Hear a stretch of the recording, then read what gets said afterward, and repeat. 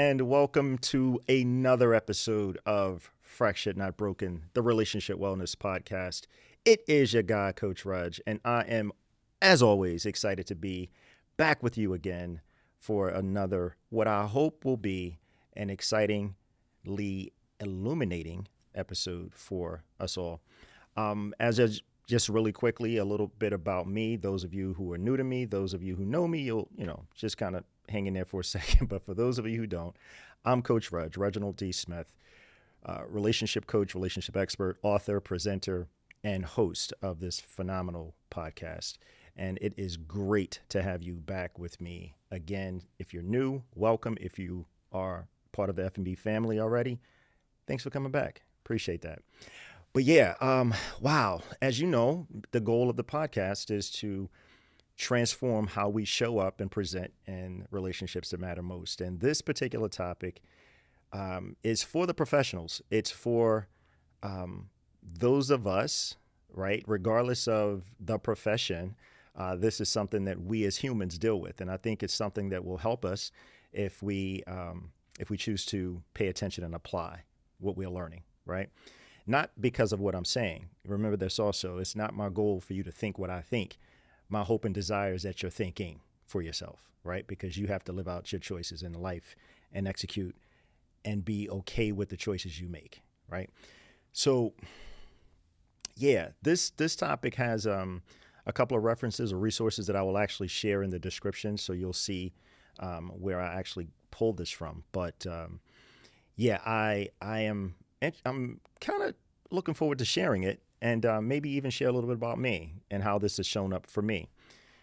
But yeah, so the goal is to kind of get into it, share with you what I believe may help us as a community, as a family, as a F&B family, but essentially in your endeavors, no matter what they may be.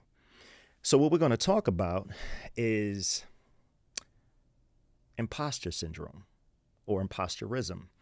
You may have heard of it. You may have experienced it. You may be more versed in it than I am. But it was something that I wanted to bring to the platform because I think it's something that many people struggle with, no matter how successful they have become, because it's not tied to your success. It's tied to how you think. And so imposter syndrome was first identified by doctors Pauline Rose Clance and Suzanne Imes in the 70s when they were studying high achieving women. And what they learned is that imposter syndrome speaks to not feeling like you've done enough. It's like, I don't feel I may feel fraudulent. People are going to find me out because again, it's tied to insecurity and it completely ignores the accomplishments, our psyche, right, ignores the accomplishments, the body of work that supports the accolades and the success and the achievements, but yet it's how we think about it, right? And so perspective is everything in this. And there was something else that Drs. Clance and Imes discussed, and was called pluralistic ignorance. And essentially what that means is that when we think we're undeserving, unworthy, and we think that of ourselves privately, but we don't know or believe that others feel the same way because others don't voice it. We feel like we're alone. It's like this insecurity, it's like I'm going to be seen. They're going to know that I don't deserve this, or I don't feel worthy of this, or I think everyone around me is killing it. They're doing really well. And because I don't feel like I'm as strong. I don't feel like I'm as competent and or confident as they are. And so I'm undeserving of these things. And it could not be more untrue. It happens at the basic level when you are new to employment. If you own the company, all of us as humans, each of us as humans, we struggle with insecurities. They just manifest differently. Some of us are better at guising it than others. But the reality is it's something that we all struggle with. And it's just a matter of, being aware. As you all know, those of you who are new, you'll hear today, those of you who know, I told you before we move past the identification of the EQ attributes, but I think in this topic, it's important to to touch on them, and how and what attributes apply to, or the components of EQ that apply to imposter syndrome or imposterism. And they are self-awareness, self-management, and social awareness. Each of those things start with us. I may be aware of my insecurity, but not know how to manage it. It may show up as fidgety. It may show up as nervousness. It may show up as anxiety. It may show up as feeling sped up, right? It can manifest different ways. And the social awareness speaks to the part of what you're noticing, right? What you're observing around you. You ever gone to an event, work event, social event, and you feel like you have to, participate in small talk when you'd really rather not, because it's awkward, it's uncomfortable. What if someone asks me, what do I do? How long have I been with the company? What is my role? What's my experience? Whatever that thing is, you may not want to talk about it because you don't feel as confident. You don't feel as comfortable in that space. Or it could just simply be you'd rather not do it. But let's say it's about, I know I need to be here because it's a part of my professional development and I want to grow myself professionally. But there's also an opportunity to think about how we view ourselves. No one around us, no one that we admire, no one that we perceive has been wildly successful woke up that way. They're humans just like we are. They put their pants on just like you do, right? So the notion that they are doing so well and you're not is unfair to yourself, right? So the idea is to remember, when you are aware of the feelings, if you're feeling sped up, if you're feeling anxious, if you're feeling insecure, how do I manage it? A way to manage it is remembering. I've done the work. I'm doing the work. I'm delivering. I'm performing. Those kinds of thoughts can serve to mitigate the thoughts that creep in, the saboteurs, that suggest that you're undeserving. Hope that makes some sense. There was another article, or not another article, but an article that I found in Harvard Business Review that discussed this very thing. It's by Andy Molinsky, I believe is his name. He's a professor at Brandeis University. And I think the article, and I'm going to leave it in the notes, but the article was like imposter syndrome. We all struggle with it, all suffer from it. Here's how to handle it, right? And so in the article, there were 3 tips that he discussed, that were shared. And one was from Natalie Portman, who happens to be a Harvard alum, an actress. And she talked about how there's value in being a novice when imposter syndrome shows up, right? There's value in not knowing. See, the challenge is when we are versed in our profession, in our career, in the thing that we do, we can be very narrow, and we can take things for granted because we know we've been doing it. We have experience. Well, a person who is new to the environment, new to the experience, new to the profession, new to the career, they're coming with fresh eyes. They're coming with inexperience, right? And with that inexperience comes questions, fresh eyes, fresh perspective. And that's the whole point. There's value in being a novice, even when it doesn't feel like it. Even when you feel insecure around being a novice, there's value in it if you learn to use it by asking questions so that you can learn. Because fresh perspective introduces into an existing experience things that many others may not have even considered because they've been in it. Objectivity is a wonderful thing, folks. It really is. Fresh perspective. You also hear me often speak about it's how you think about things, right? And how we think about things speaks to our awareness. And we have to pay attention to how we're thinking about the things, whatever it may be, professionally, that we're engaged in, that we're considering, that we're being asked to do, that we don't feel as confident or self-assured around. It's like, I don't know, what if I do this? What if I try? They're going to say, you don't know what you're doing. Yeah, you're right. You don't. And that's okay, because that's the opportunity to learn something. That's the opportunity to be better. That's the opportunity to grow. And it's also an opportunity, folks, to be an example, because we don't know who's watching. We don't know who, when we step out and do something, who needed to see that could have been the impetus that they needed to do the thing that was important to them, or that they wondered if they could do. It's not a bad thing, folks, to be a novice. It's not a bad thing to not know. But what you draw from is what you have done. Because although you may be embarking upon something you've not yet done, that does not negate all that's behind you, the body of work that is your career, the body of work that is your business, the body of work that is your resume, the body of work that is your experience. The unknown doesn't have to be scary. It doesn't have to cause us angst. It doesn't have to cause us, I don't know, I feel like a fraud. Doesn't have to.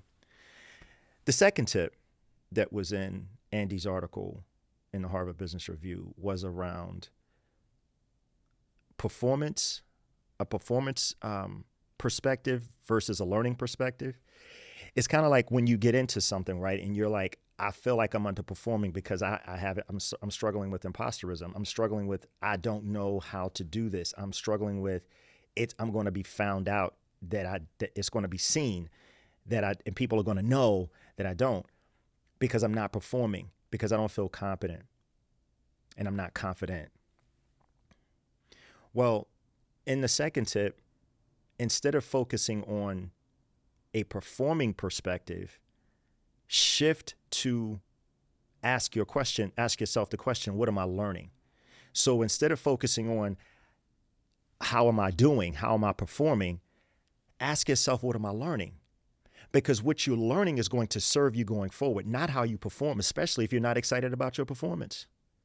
Again, folks, it's how we think about it. And I love that tip, because it's kind of like, if I focus on what I'm learning and less about how I'm performing, I'm going to be better. But if I focus on how I'm performing when I don't feel confident, that's a downward spiral. And the very concerns that you had coming in will become a self-fulfilling prophecy. You're going to feel less than. You may get questions that you hear different than intended, like, what are you doing? And they may mean, like, they may actually be asking a legitimate question, like, so what are you doing? And you hear, like, what are you doing? Right? Because of the insecurity. And again, it's how we hear it. How we hear it may not be how it was intended.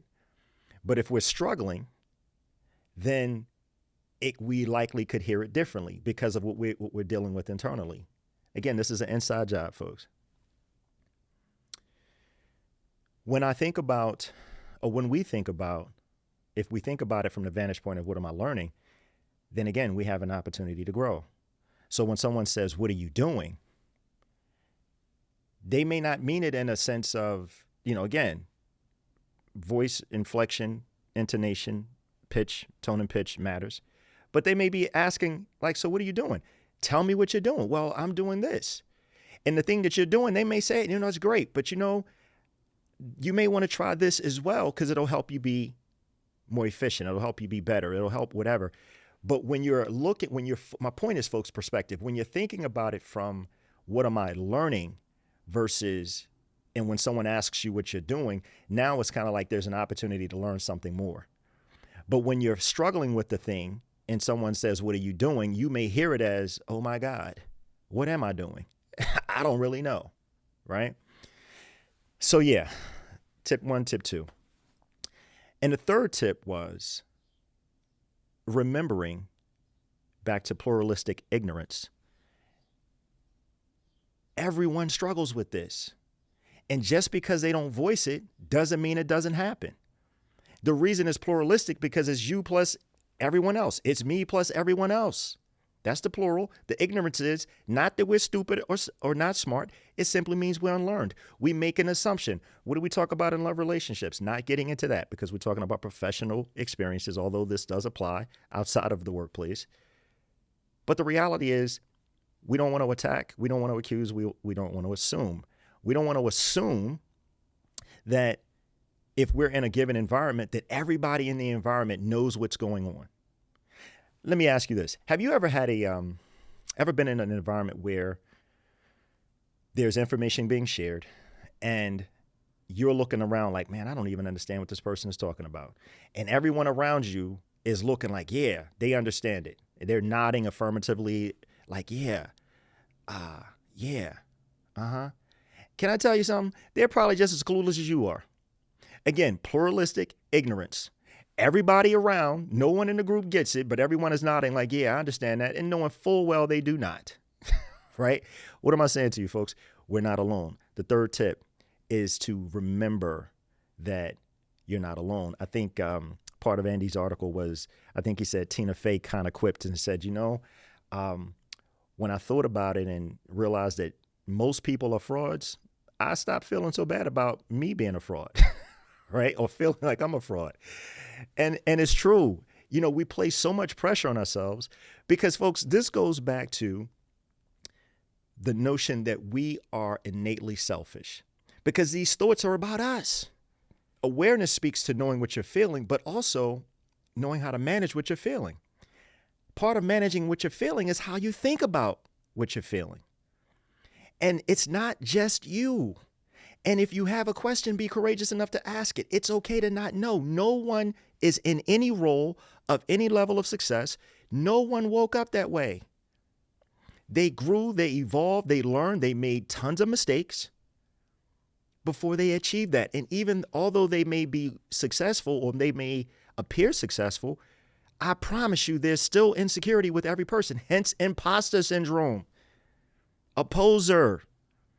You're presenting as a successful person, and you may be. However, that same person has some insecurities that they're trying to navigate. And it's a real thing. So let me tell you a little bit about me, and then we'll get out of here. So I don't share information from a vantage point of a lens of this is what I think. No, I do research, I do work, and I've done work. And I also recognize that as I was looking at this topic, that it applies to me. It applies to all of us, okay? Give you a quick example. When I first started coaching, people, and I told people that I was a relationship coach. And they would ask me, well, what makes you qualified to do this work? Now, imposter syndrome, I'm like, oh God, I'm feeling like a fraud, although I know I'm not. But that question caused me to question me. Never mind the work that has gone into the work that I do to become the expert in the relationship space that I've become. I didn't wake up this way, right? And so the way that I learned to manage it over time was that I had to remember the work that I was doing. And now when I look back, now again, that was years ago when we launched RU. And now that question used to offend me, or used to kind of, pridefully, I was like, well, this is what I believe I'm supposed to do. And, people have said X, Y, and Z and da-da-da-da-da. It was a prideful response.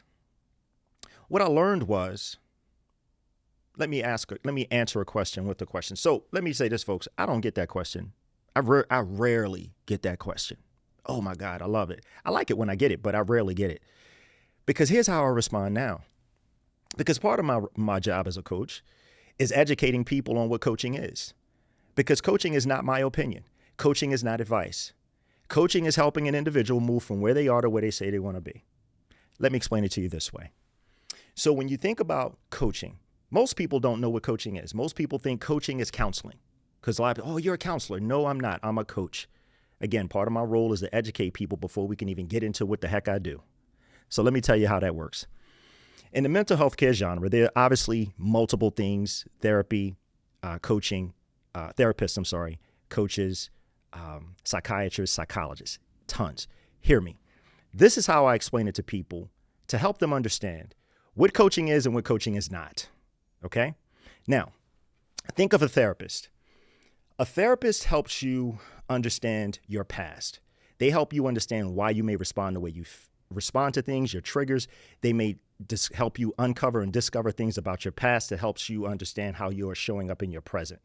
Okay? That's what a therapist does. A counselor. Think of a counselor in the context of someone who helps people who are in crisis. They can also be therapists, right? And those people are helping you navigate the imminent crisis in your life, which is your present. And so you go see a counselor who, again, can also be a therapist. So we have the therapist who helps you with your past. We have a counselor who helps you with your present. A coach is not a therapist. A coach helps you move from where you are to where you say you want to go. So in simple terms, folks, it's past, present, future. Therapist may help you with your past. Therapists may help you with your present. Coaches help you with your future. You see the difference? Because the second thing I explain to people, or I ask them a question, have you ever worked with a coach? Do you even know what a coach is? Oftentimes they don't. And so again, when I was insecure, when I had the imposter syndrome going on, I was like, well, this is what I've been called to do. And people have we don't do all that now. Please ask that question. What makes you qualified? Because I promise you, most people don't even know what coaching is.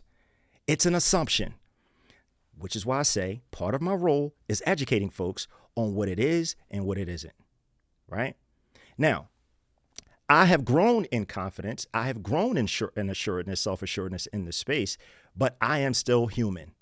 I still have insecurities. I still have moments where I question me, and I am an author. I'm a podcast host. I'm a professional relationship coach. I've done the work, but the insecurities can show up because I'm human. Because I can lose sight of what I have done just like anyone else has or does, right? We're human people. We're human, folks. That's all I'm saying. And I am also. So anyway, hope that made some sense. We talked about imposterism. We talked about imposter syndrome. We talked about some tips. We talked about the persons who first identified imposterism, imposter syndrome. Dr. Clance and Imes, Suzanne Imes. Pauline Rose Clance, doctors Pauline Rose Clance and Suzanne Imes. They first identified imposter syndrome, imposterism, when they were studying high-achieving women. Also shared with you an article I read in the Harvard Business Review and shared with you 3 tips. I hope it helps. I hope this message helps because, again, the goal is to discuss and hopefully share how we can transform how we show up and present in the relationships that matter most. Whew, that was pretty interesting. I hope it made some sense, folks. You know that. But anyway, please share your feedback. Oh, also, be sure if you consume our podcast on Apple, Spotify, wherever you get your pods, please be sure to rate and review it. If you are watching on YouTube, please be sure to comment, like, share, and subscribe. And if you're someone who is a professional, who desires support overcoming imposter syndrome or whatever other challenge you may have professionally, let's talk about it. You know how we can talk about it, folks? In the description, there's a link in Linktree. It's called Book a Discovery Call. And you can schedule some time that's convenient for you for us to talk for about 15 minutes or less about your challenge and see if I can support you with the challenge that you're currently experiencing. Okay? Listen, I hope that makes some sense. I'm pretty sure it does, because we've been doing this for a bit. I don't have it all figured out, but what I will tell you is that I can support you, and I'm excited to do so. Listen, you guys have a fantastic rest of your day whenever you're watching this, and I look forward to seeing you on the next episode. It is your guy, Coach Reg, and I'll see you soon. Take good care. Bye.